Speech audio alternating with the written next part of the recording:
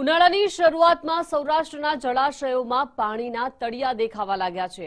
રાજકોટ સિંચાઈ વિભાગ હેઠળના 5 જિલ્લામાં પાણીની સ્થિતિ ચિંતાજનક બની છે।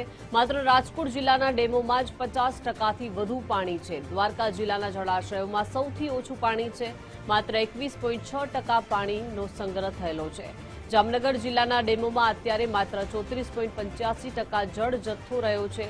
સુરેન્દ્રનગર જિલ્લાના જળાશયોમાં પાણીની સપાટી ઘટીને 35.22% થઈ છે।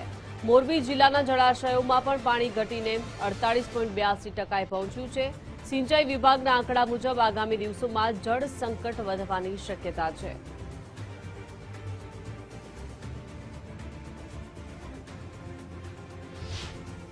દેવભૂમિ દ્વારકામાં 22%, જામનગરમાં અંદાજે 38%, મોરબીમાં 50%, રાજકોટમાં 53% અને સુરેન્દ્રનગરમાં 40% ડેમ ભરાયેલા છે।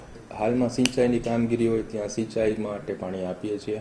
જે ડેમ વોટર સપ્લાય માટે રિઝર્વ છે તેમાંથી પાણી પીવા માટે આપીએ છીએ અને કોર્પોરેશન કે નગરપાલિકા કે વોટર સપ્લાયની બોડીને રિક્વાયરમેન્ટ મુજબ સૌની વિભાગ દ્વારા પાણી ડેમોમાં ઠલવવામાં આવે છે।